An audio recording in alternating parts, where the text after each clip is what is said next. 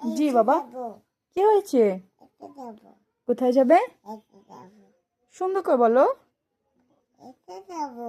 স্কুলে যাবে? তুমি ব্যাগ পরেছো?